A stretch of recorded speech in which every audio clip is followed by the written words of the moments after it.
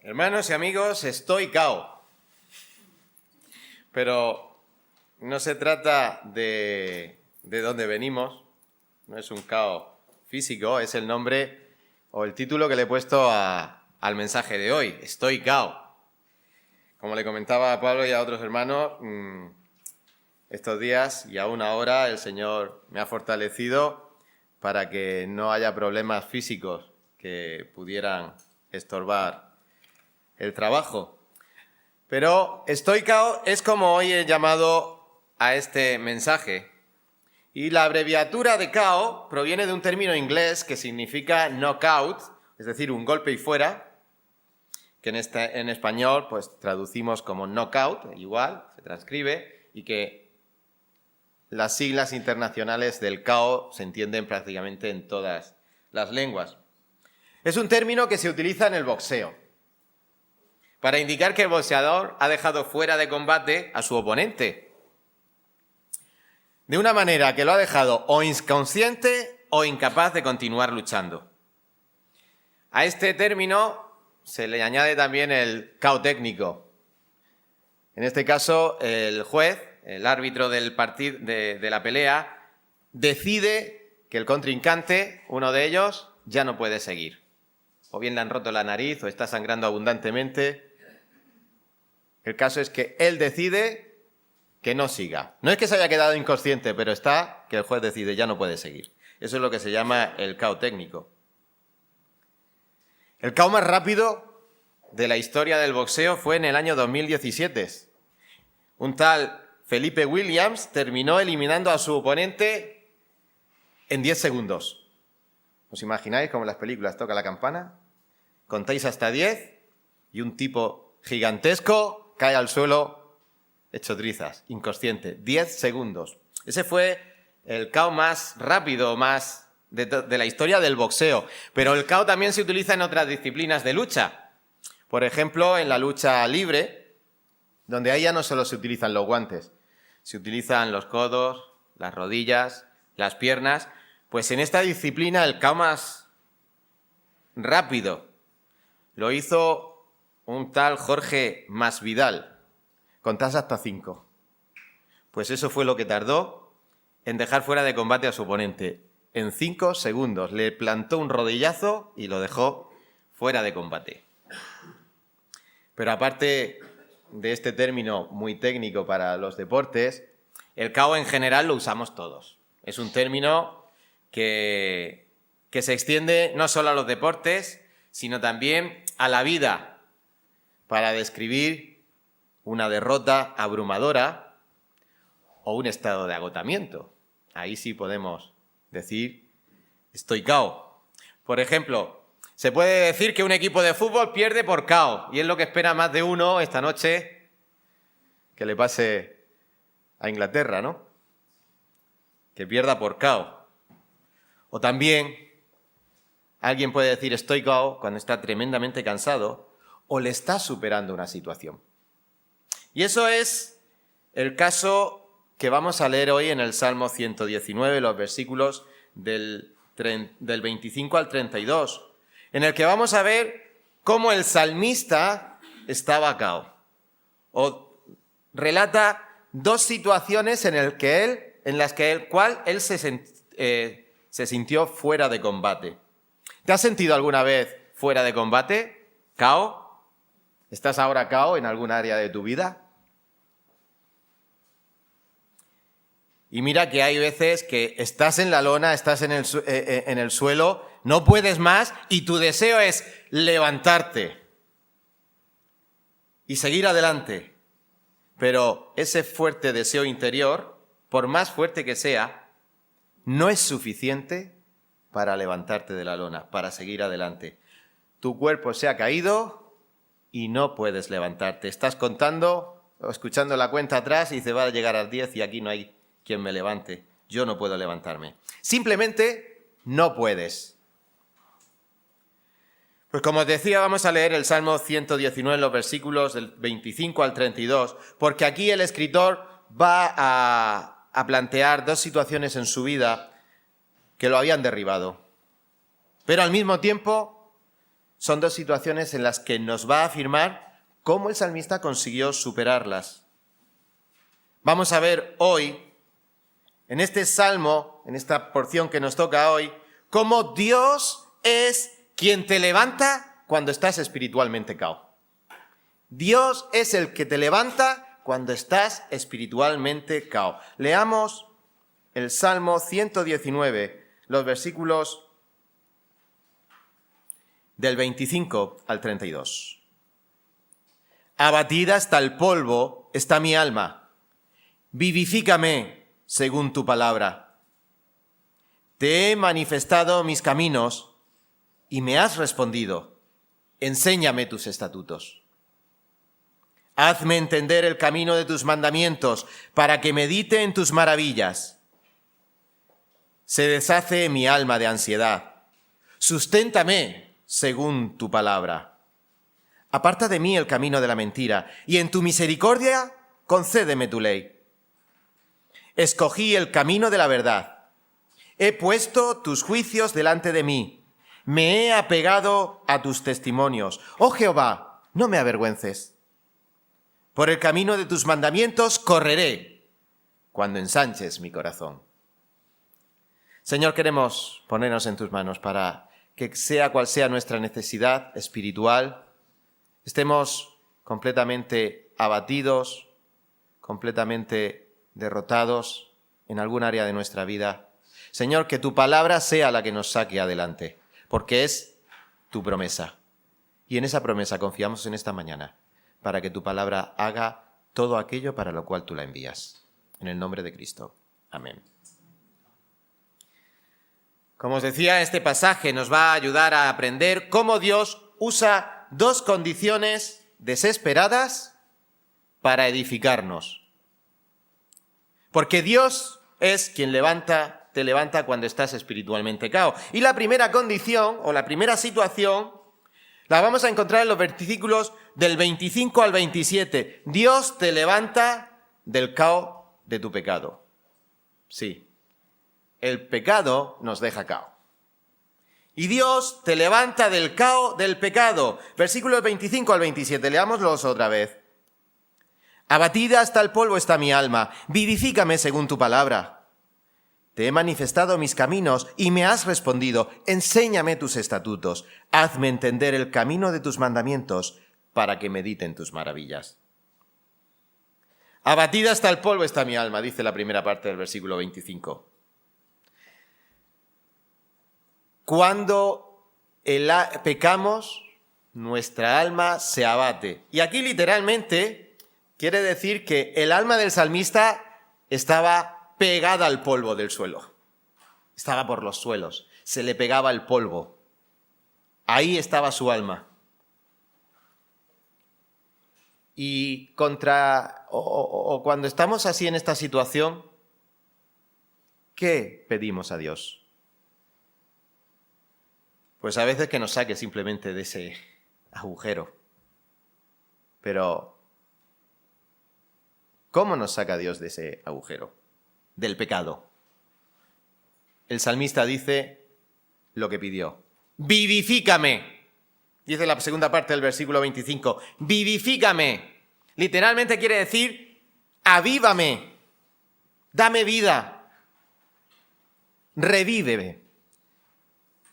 Y cuando uno tiene que revivir, cuando uno tiene que recibir vida, es porque previamente, ¿cómo está? Muerto. Por eso este término en hebreo también quiere decir restaurar. Y una vez que te restauras, parte de ese avivamiento que le pide a Dios es decir, avívame, manténme vivo. Porque después es que el Señor nos ha de seguir manteniendo vivos. Y solo nos seguimos manteniendo vivos en tanto en cuanto como creyentes estamos pegados a la vid verdadera. Porque separados de Cristo, nada podemos hacer. Este salmo nos va a enseñar el significado polifacético de revivir, de vivificarme. Este salmo va a repetir este verbo varias ocasiones. Y una de ellas la encontramos en este versículo 25. vivifícame según tu palabra. No según lo que piensan los psicólogos, no según lo que piensan los terapeutas de este mundo, no según las medicinas, y no digo que las medicinas no sean correctas para determinadas dolencias, le estaba diciendo a Pablo que de vez en cuando un antiinflamatorio para la osamenta viene bien, pero cuidado con pretender vivificarnos con otros productos. El salmista lo dice, estoy pegado al polvo, el polvo se me ha pegado a mi alma, estoy por los suelos, pero sé que la única manera de volver a vivir o de revivir es según tu palabra. Andaremos ahora un poquito más en este asunto. Pero, ¿cuándo uno necesita ser revivido? Hemos dicho cuando está muerto, ¿verdad? Pues este salmo nos va a dar un par de ejemplos de cuando uno es revivido. Y el versículo 27 que leeremos dice, te alabaré con rectitud cuando aprendiere, el 27, hazme entender el camino para que medite en tus maravillas. Cuando estás abatido, como hemos leído, abatida está mi alma, abatida, ese es uno de los momentos en el que tenemos que clamar al Señor, avívame. Y en este mismo Salmo, el 107, el versículo 107, nos da otro momento en el que necesitamos pedir al Señor que nos avive. Afligido estoy en gran manera, dice el versículo 107. Vivifícame, oh Señor, conforme a tu palabra.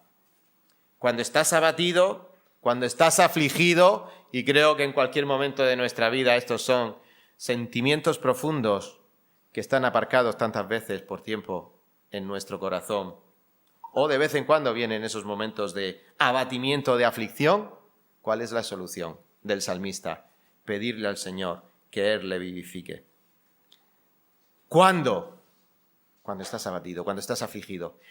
Y aquí podríamos decir, ¿realmente eres consciente de tu aflicción o de tu abatimiento? ¿O estás pasando por quizá también, esas personas que conocemos, que están pasando por un momento estable de su vida, feliz de su vida, sin mayores preocupaciones, con un trabajo bueno, con un sueldo bueno, con una salud buena? ¿Acaso esas personas, como no se encuentran conscientemente en esa situación, no hace falta que pidan que el Señor los reviva? Mirad lo que dice Mateo capítulo 9, versículo 12. El Señor se lo dijo a aquellos que estaban en esa aparente situación de bienestar. Los que están sanos no tienen necesidad de médico, sino los que están enfermos. Si en esta mañana cualquiera de nosotros piensa que estamos bien, no nos engañemos. El Señor quiere vivificarnos. Pero es que cualquiera de nosotros, necesita estar vivificado en el Señor. ¿Y cómo vivifica el Señor? Esa es otra. ¿Cómo lo hace?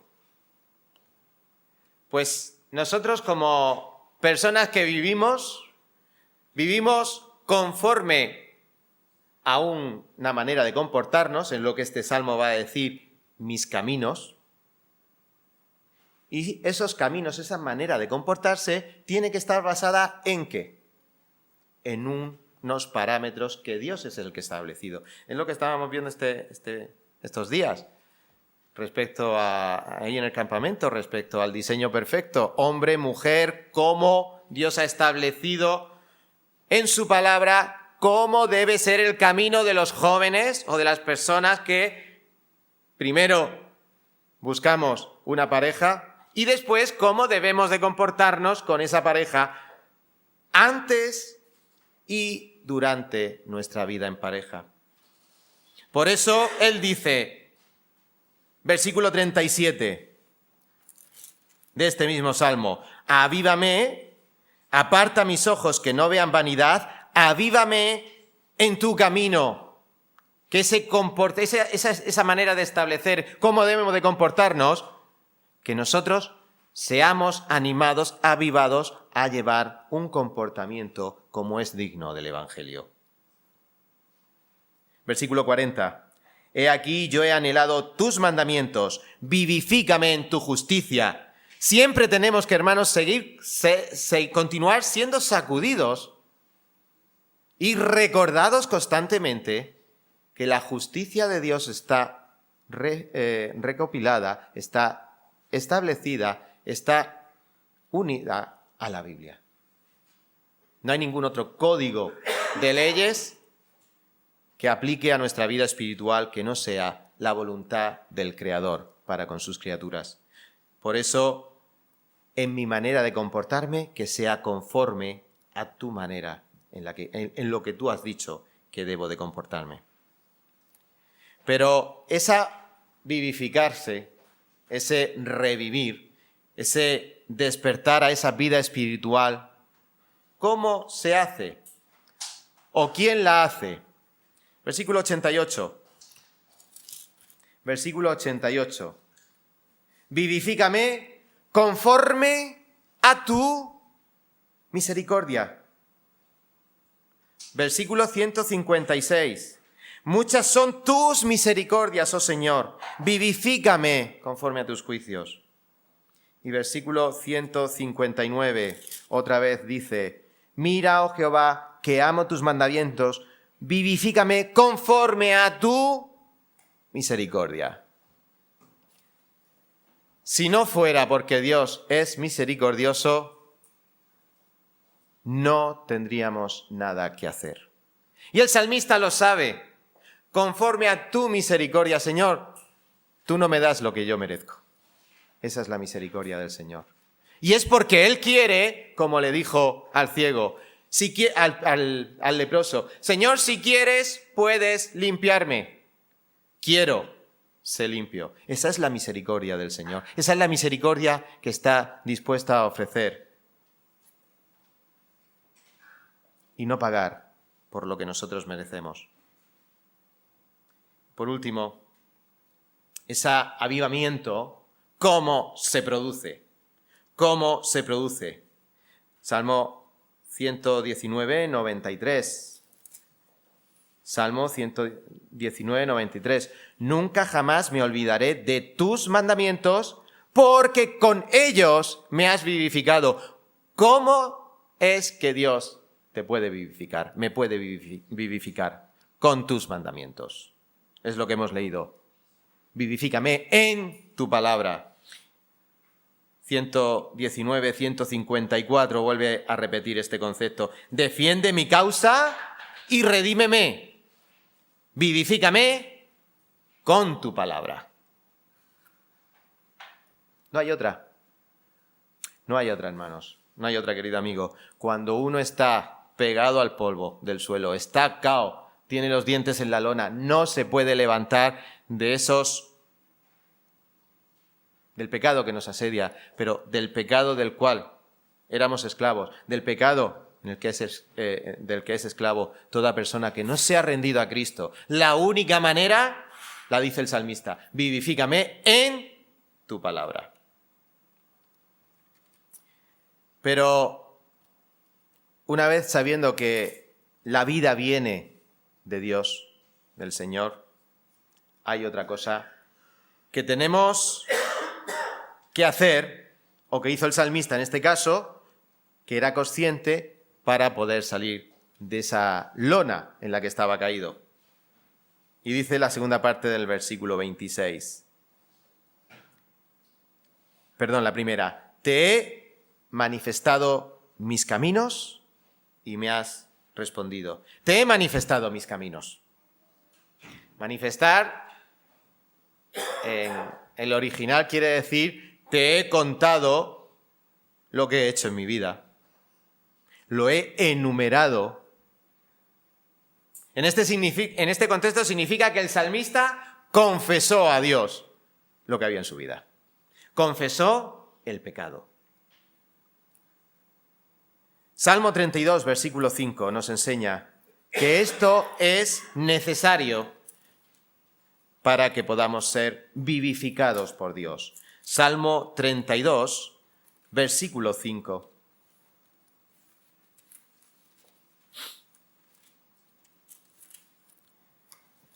mi pecado te declaré y no encubrí mi iniquidad.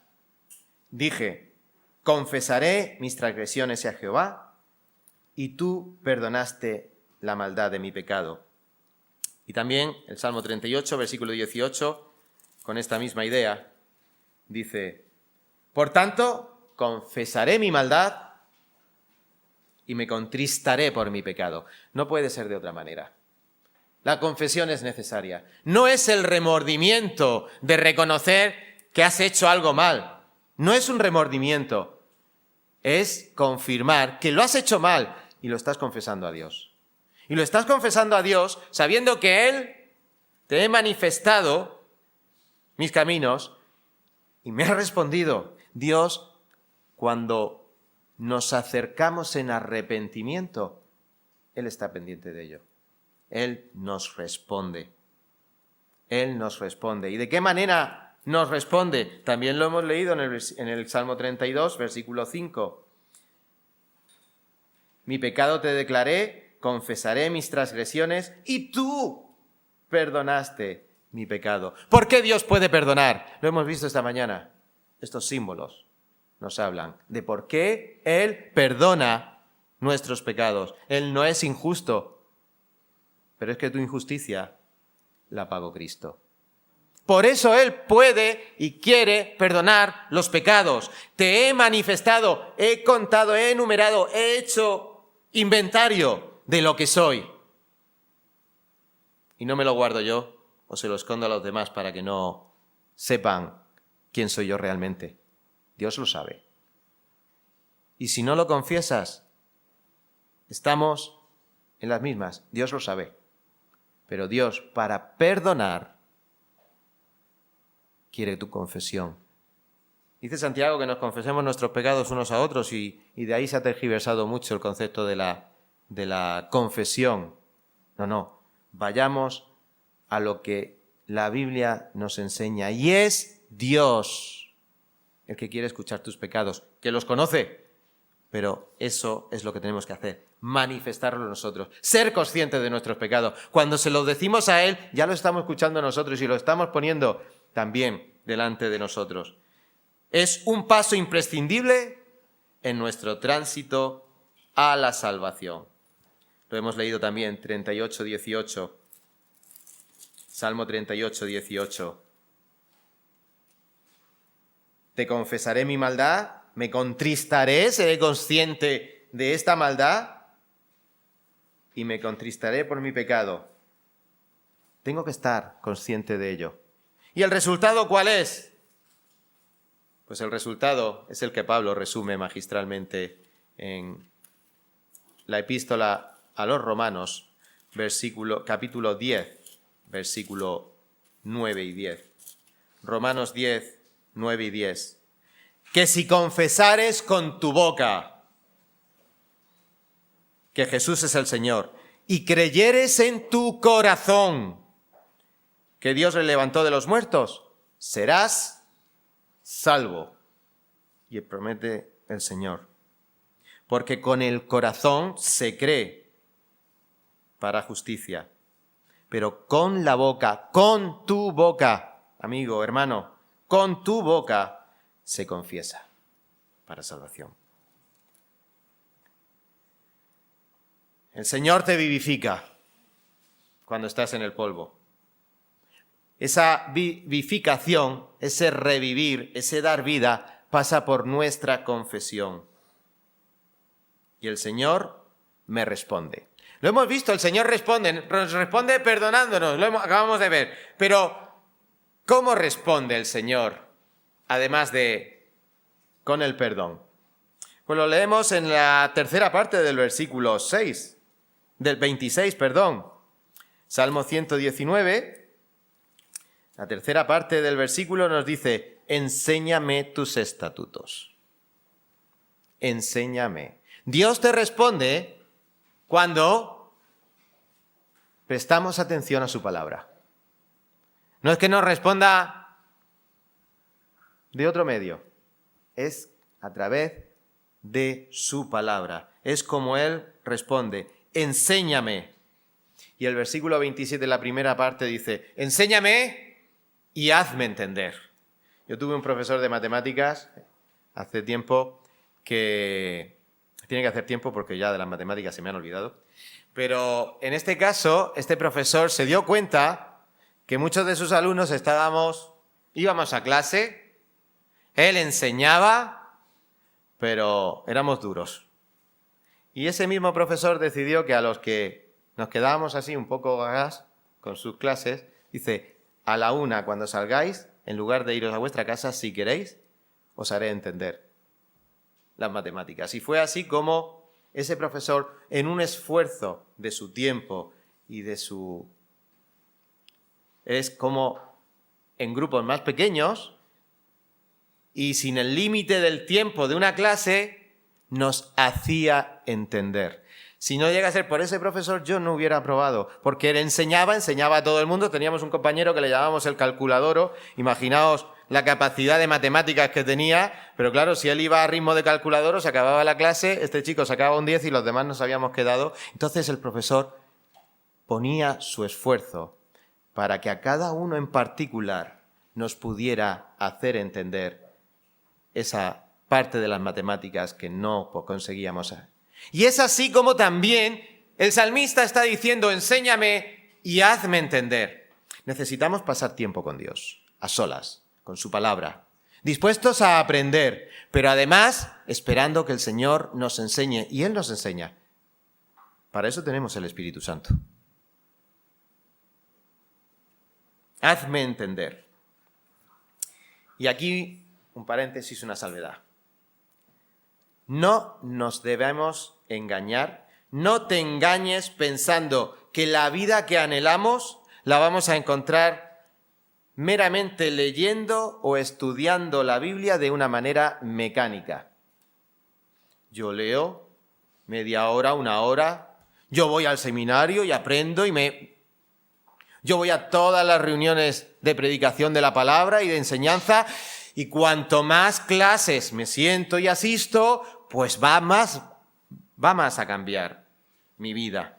No nos engañemos con esto, porque hay muchos teólogos que no son cristianos y su vida, su esfuerzo ha sido estudiar la Biblia. Pero cuando lo hacemos de una manera mecánica o como cualquier otra asignatura, esto no sirve.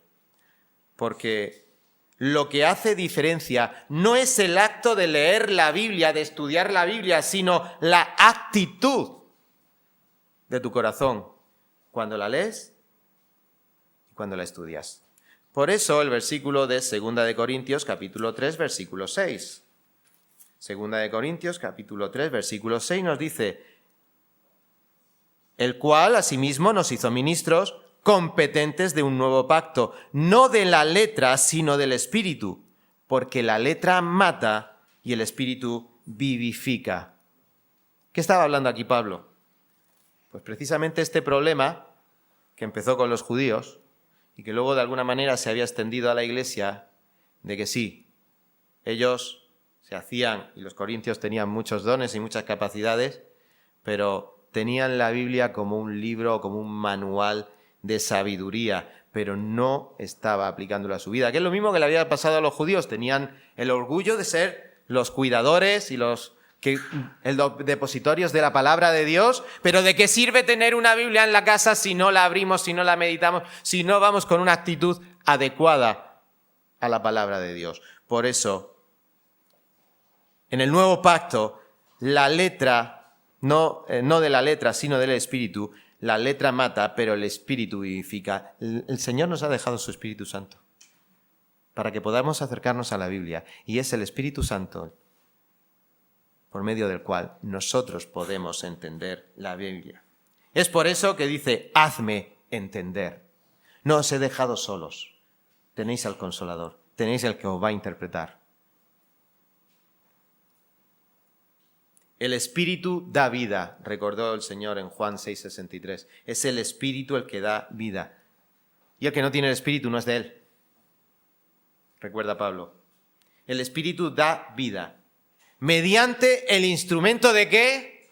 De su palabra. Y aquí también huyamos de solo espíritu y esto es cosa espiritual y la Biblia no hace falta. No, es que el espíritu es el que da vida, pero utiliza la herramienta ¿de qué? De la palabra de Dios. Por eso en Lucas 24:32, los discípulos que sin darse cuenta habían estado caminando con el Señor y luego fueron conscientes de ello, llegaron a decir: ¿no ardía nuestro corazón dentro de nosotros mientras nos hablaba por el camino, cuando nos abría las Escrituras? ¿Qué herramienta va a hablarnos de las cosas del Señor? ¿Qué es lo que nos va a hacer arder nuestro corazón si no es la palabra del Señor? Es lo que el salmista está diciendo aquí. Vivifícame según tu palabra.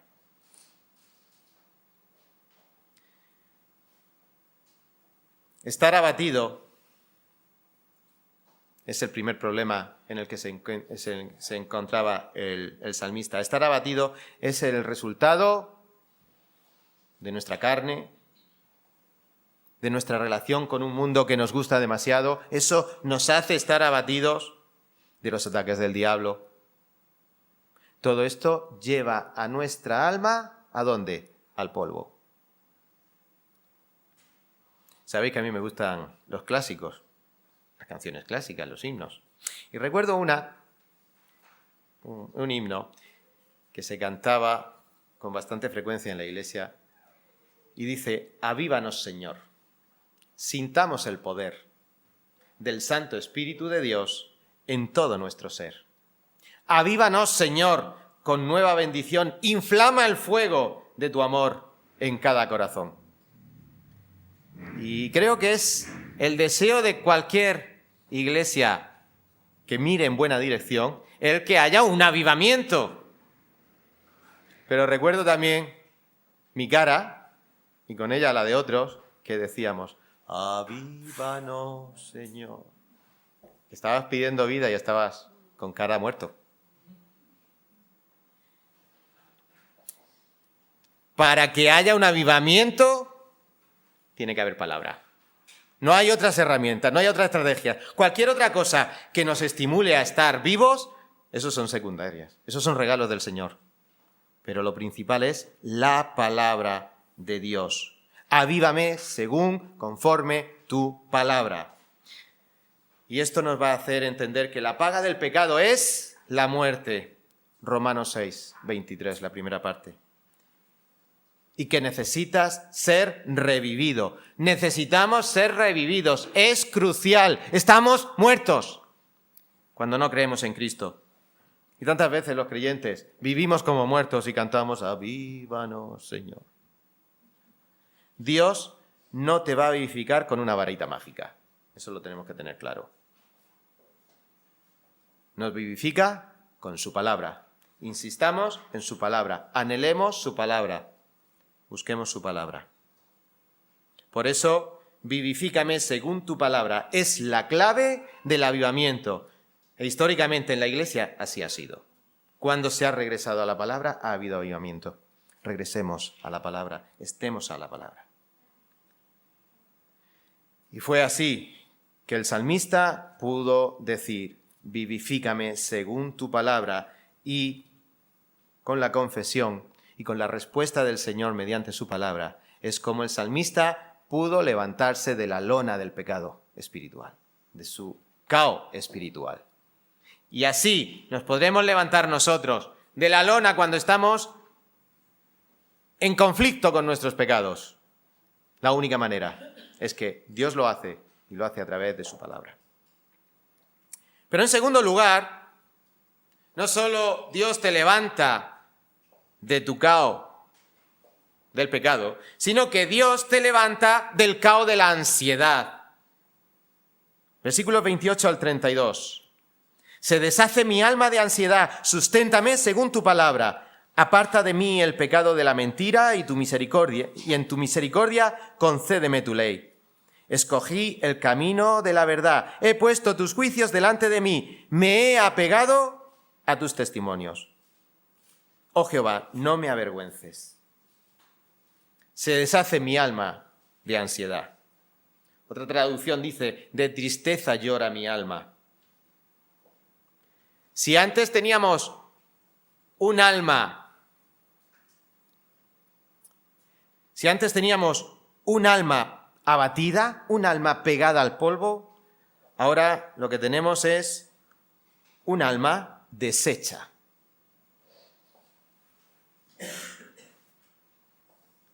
Un alma deshecha. Un alma literalmente que se está derritiendo. Un alma que gotea. Un alma que no permanece sólida, firme. ¿Cuándo ocurre esto? ¿Cuándo nos puede ocurrir que siendo creyentes y no habiendo en principio un pecado, pecados que nos hagan caer al suelo, ¿cuándo ocurre esto tan a menudo? Pues que las circunstancias de la vida por lo general son siempre agradables. No tenemos circunstancias de fuera de nosotros, incluso sobrevenidas en nuestros físicos, la salud nuestra o la de otros, en la que nos hace caer. O no hay situaciones en las que nos cansamos, incluso en el ministerio, y nuestra alma empieza a perder fuelle. Es lo que el salmista dice. Mi alma está deshecha, mi alma se está derritiendo. Se podría decir que es la queja del salmista ante el sufrimiento de estar soportando una pesada carga que hace que su vida se deshaga en la ansiedad. Es la misma situación que describe el Salmo 22, el versículo 14, profecía de lo que sufrió el Mesías, nuestro Señor Jesucristo. Y como veis, es una situación que podemos atravesar y atravesamos los creyentes. Salmo 22, versículo 14. He sido derramado como aguas. Esa era la situación del Mesías. Derramado. Su alma está deshecha. Su alma, derramado, es la misma palabra, gotear, se derrite. ¿Y eso cuándo ocurrió? ¿Cuándo ocurrió? Todos mis huesos se descoyuntaron. Mi corazón fue como cera, derritiéndose en medio de mis entrañas. He ahí la palabra. Como un tiesto se secó mi vigor, mi lengua se pegó a mi paladar y me has puesto en el polvo de la muerte. ¿Cuándo le ocurrió esto a nuestro Señor Jesucristo? En la cruz. Por tanto, queridos hermanos, amigos, el Señor está perfectamente capacitado para entender nuestra situación cuando estamos derramados, cuando nuestra alma se derrite. Él pasó. Y lo pasó peor que cualquiera de nosotros, porque Él se derramó, su alma se deshizo, no por mis problemas, sino por la de todos sus hermanos, la de todos los que habíamos de creer. ¿Cuántas veces te has hallado en esta situación? En la lona, otra vez, regresamos a esa imagen del boxeador que no puede más. Y sabe que le gustaría levantarse, ese es su deseo profundo, pero está derramado sobre la lona. No hay quien le recoja. ¿Cuántas veces te has hallado en esa situación? O si te encuentras en una situación ahora como esta. Porque a menudo la carga es tan pesada que parece imposible seguir adelante. ¿Qué hemos de hacer? ¿Qué nos enseña este pasaje que hizo el salmista para, en el tiempo de descuento, antes de llegar al 10, Dios le levantara del caos de su ansiedad? Pues en primer lugar, versículo 28, la segunda parte. Versículo 28, la segunda parte. Susténtame. No depende de nosotros el que nos levantemos. Alguien te tiene que sustentar. ¿Y ese alguien quién es? El Señor. Podemos recurrir a hermanos o a familia muy cercana, amigos íntimos, que nos puedan echar una mano, sí. Pero, ¿quién sacó del lago cuando se estaba ahogando a Pedro? ¿Quién extendió el brazo? ¿Los marineros que estaban en la barca acaso? fue Cristo el que tendió el brazo a Pedro para sacarlo en esos momentos de duda cuando se estaba hundiendo. Empezó muy bien, caminando sobre el agua. Jesús le dijo, ven, y él fue. Fue desafiado en fe y él fue. Pero tantas veces los que tenemos fe, también nos empezamos a hundir en el lago. Susténtame. Es la misma idea que hemos visto en el versículo 25. Vivifícame, susténtame. Y la idea es tan igual que ¿cómo nos vivifica? Según tu palabra. ¿Cómo me sostiene? En tu palabra. ¿Cuántas veces vamos a un funeral y nos quedamos sin palabras? Sea o no de una persona que está en la presencia del Señor o nunca decidió prestar oído al Evangelio. En esas circunstancias nos quedamos sin palabras. Yo he optado por callar o por, en todo caso, compartir un texto de la palabra de Dios. Es lo mejor. ¿Estás abatido? Susténtame según tu palabra. Susténtame. Sea que nuestra alma necesite un avivamiento o un sustento, la respuesta ¿dónde está? El salmista lo vuelve a repetir, en la palabra de Dios. Hermanos, cuando nosotros no leemos y obedecemos la palabra de Dios, tenemos un problema parecido al que tuvo la central de Chernóbil. La central de Chernóbil, los que lo recordáis, en los años 80, finales de los 80, estaba en pruebas y decidieron hacer un simulacro. Y el simulacro consistió en, ¿y si falla el sistema de refrigeramiento, de refrigeración? Se refrigeran las centrales nucleares, hasta el día de hoy se refrigeran con agua, necesitan mucha agua para refrigerar esos núcleos. Y ellos dijeron, cortamos, a ver qué pasa, y luego arrancamos. El problema que ocurrió, que al cortar, estropearon el sistema de refrigeramiento. Y cuando quisieron poner otra vez en marcha, una cantidad de diferentes fallos humanos y técnicos hicieron que ese sistema de refrigeración no arrancara. El núcleo calentó y la historia la conocemos. Hermanos, cuando nosotros no leemos y obedecemos la palabra de Dios, nuestro sistema de refrigeración, nuestro sistema de enfriamiento, si no lo conectamos, va a provocar una fusión espiritual. Es lo que estaba experimentando el salmista, pero él dijo, en tu palabra está el sistema de refrigeración. En tu palabra es como yo voy a ser levantado del caos de la ansiedad. Susténtame. ¿Y cómo lo hace el Señor? De una manera práctica, pues el versículo 29 nos dice, aparta de mí el camino de mentira. Hay veces que esperamos que el Señor, de alguna manera, nos va a llevar como estamos en un problema y estamos esperando esa mano que nos va a sacar y nos va a poner entre algodones. Si alguna vez pasa, me avisas. Tu palabra, la palabra del Señor, lo que dice es que en este caso al salmista, lo que estaba pidiendo para sustentarme, apártame de la mentira. Aparta que mi comportamiento, mi camino, esté alejado de la mentira, de los mentirosos, de este mundo. Somos del mundo, pero no estamos en el mundo, pero no somos del mundo. Tenemos que ser sal y luz de la tierra. Y para eso es que nos debemos apartar de la mentira. El Señor nos aparta de la mentira, Él nos protege. Aparta de mí el camino de la mentira y en tu misericordia, otra vez, concédeme tu ley.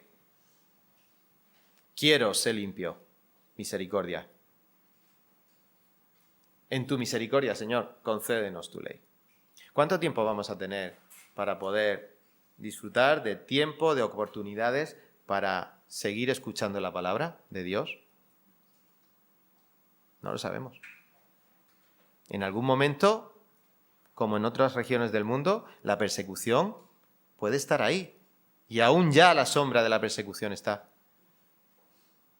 Concédeme, Señor, ten misericordia, concédeme tu palabra, que no hayamos de pasar por esos tiempos. Y si pasamos por esos tiempos, que la palabra haya estado tanto tiempo en nuestras manos, que ya no dependamos tanto de un libro, sino de lo que ese libro ha sellado en nuestro corazón.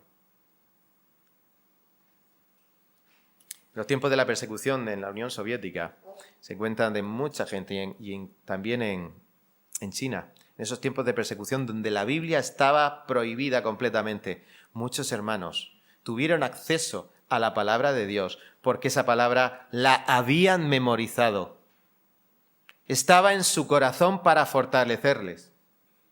Y al mismo tiempo, había hermanos que tomaban una epístola, una carta, y decía, tú aprende de aquí a aquí, de aquí a aquí. No había Biblia suficiente. Y cada uno la memorizaba, la transcribía, y entre muchos podían juntar el texto completo de la Escritura. Pero para que eso pueda ocurrir, y si alguna vez ocurre, debemos estar preparados. Concédeme en tu misericordia tu palabra. Dios te levanta del caos de la ansiedad y para eso Dios te sustenta. Y hay una parte de nuestra responsabilidad y la dice el salmista en el versículo 30. Escogí el camino de la verdad. Escogí el camino de la verdad. Dice el versículo 30, la primera parte.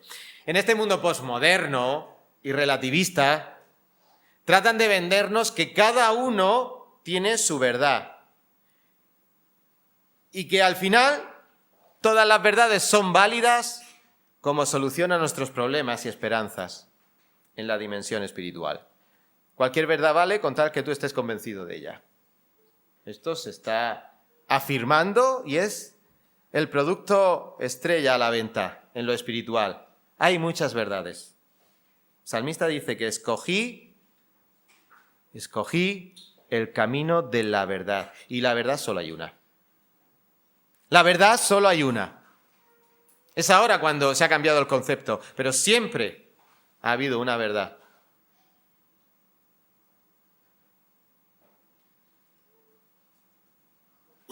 Y la verdad es que solo hay dos caminos. Mateo 7, del 13 al 14. Solo hay dos caminos. Vamos a leerlo. Mateo capítulo 7, versículos 13 y 14.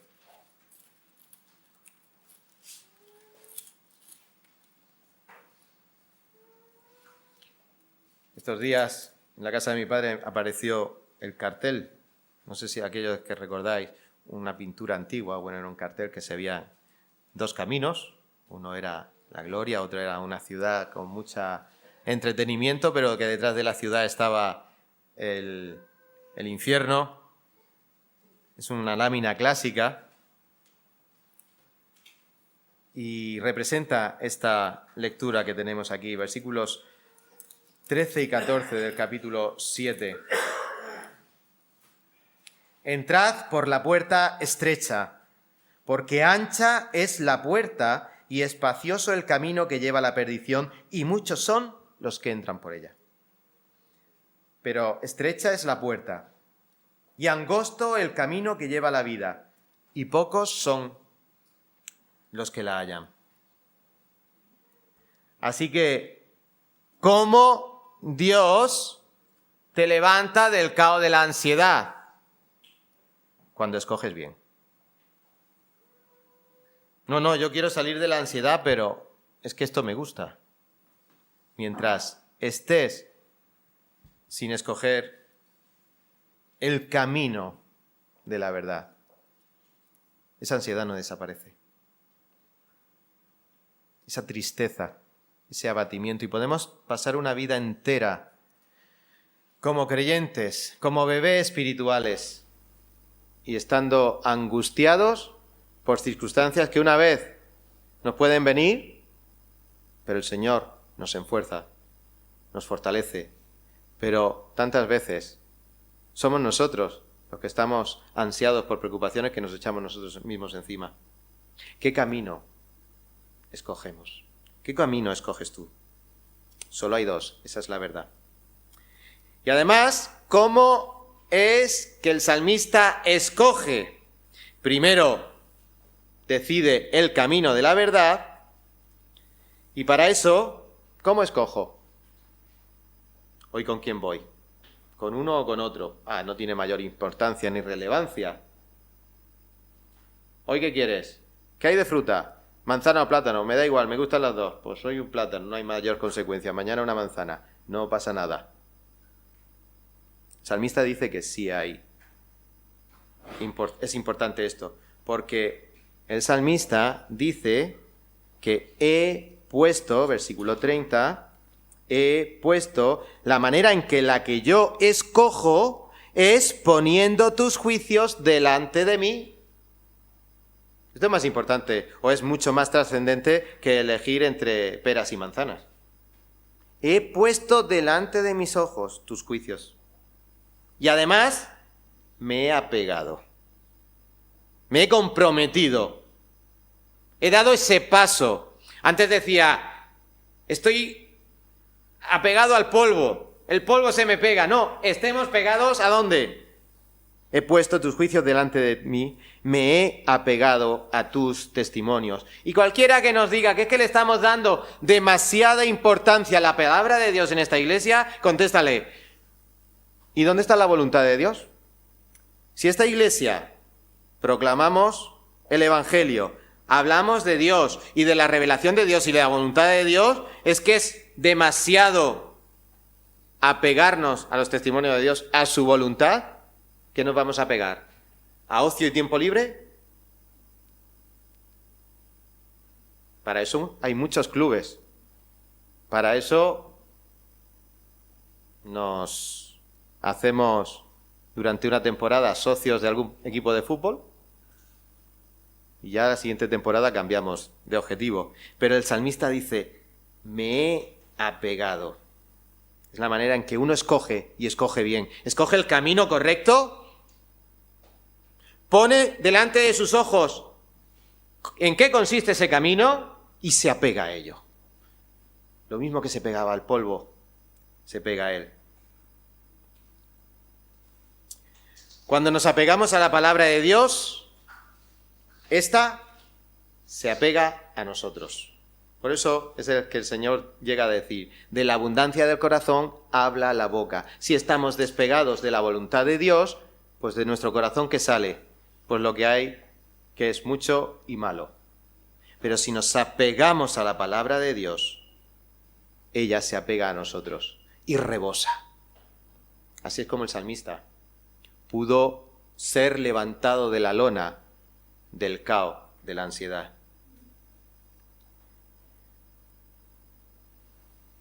Y dice la segunda parte del versículo 31, oh Jehová, no me avergüences. Nadie quiere ser avergonzado. Pero podemos estar seguros los creyentes que en la segunda venida de Cristo, los que somos suyos, no huiremos avergonzados. Cuando uno está apegado a la voluntad del Señor, no tenemos vergüenza. Esperamos, confiamos completamente en que el Señor cuando venga no tendremos que huir de su presencia avergonzados. Y esto nos lo recuerda 1 de Juan, capítulo 2, versículo 28. Por tanto, seamos diligentes. Y es lo que le decía Pablo a su discípulo, a su amigo, a su hijo espiritual Timoteo, al pastor Timoteo. En 2 de Timoteo, capítulo 2, versículo 15. No te avergüences. 2 de Timoteo 2:15. Procura con diligencia presentarte a Dios aprobado, como obrero que no tiene de qué avergonzarse, que usa bien la palabra de verdad. El salmista le estaba diciendo, Señor, no me avergüences, y el Señor le contesta, o nos contesta a nosotros, en la epístola de Pablo, si usas bien la palabra de verdad, tranquilo, no vas a huir, no vas a correr avergonzado. Hermanos, no nos avergoncemos. Y el salmista y nosotros terminan con el Salmo en el versículo 32. Por el camino de tus mandamientos correré cuando ensanches mi corazón. Por el camino de tus mandamientos correré porque tú ensanchas mi corazón, dice otra versión. ¿Qué hacer cuando no se puede más? ¿Qué hacer cuando estamos en la lona por causa de nuestros pecados? ¿Qué hacer cuando estamos en la lona por causa de los avatares de la vida que nos producen ansiedad? ¿Qué hacer cuando estamos en la lona y de una u otra manera no tenemos fuerzas para levantarnos, aunque sí tuviéramos el deseo? Cuando estoy abatido, cuando estoy con preocupaciones, cuando estoy en la lona, avívame en tu palabra. Vivifícame en tu palabra.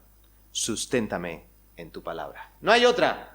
Ahora, en el futuro y desde siempre, porque Dios no cambia. Y la medicina la inventó Él para nosotros, que para eso nos conoce. No hay otra.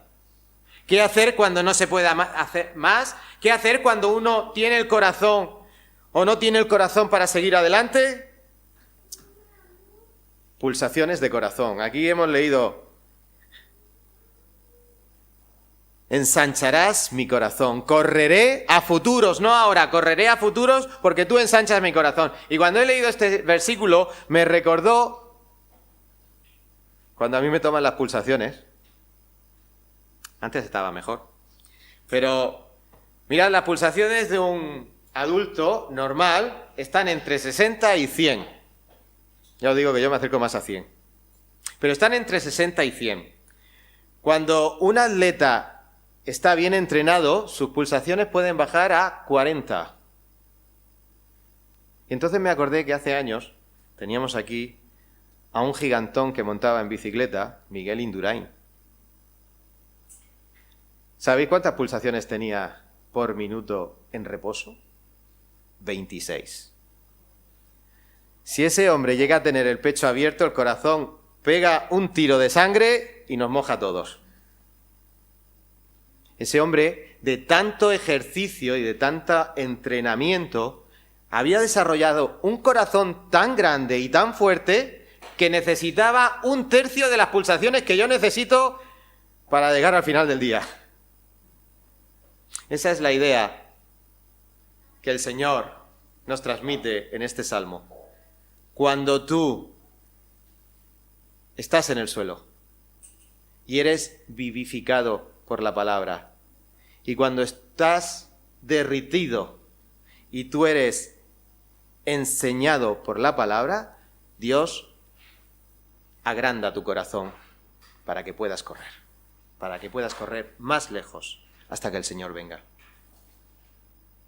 Algunas personas piensan que los grandes líderes de la historia del cristianismo son aquellos que han vencido todos los problemas. Si eso fuera así, Pablo, al perder su cabeza, Pedro, al ser crucificado, los mártires, podríamos decir, pues no vencieron, humanamente hablando, no vencieron. Algunas personas piensan que los grandes líderes espirituales son aquellos que han vencido todos los problemas, pero esto no es cierto. Los grandes líderes espirituales son aquellos que saben cómo buscar a Dios en medio de las pruebas. Cómo nos levanta Dios cuando estamos en la lona. Por eso Isaías 40:31, y terminamos con estas palabras, nos dice: los que esperan en el Señor renovarán sus fuerzas, se remontarán con alas como las águilas, correrán y no se cansarán, caminarán y no se fatigarán.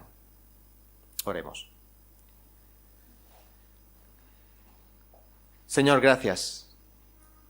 Gracias porque nuestra esperanza no está aquí abajo. Gracias, Señor, porque nuestra espera no es en vano, ni está en una esperanza vacía de lo que pasa y se pierde, sino que nuestra esperanza está en el Señor. Avívanos, Señor, con tu palabra. Quítanos esa relación que tenemos con pecados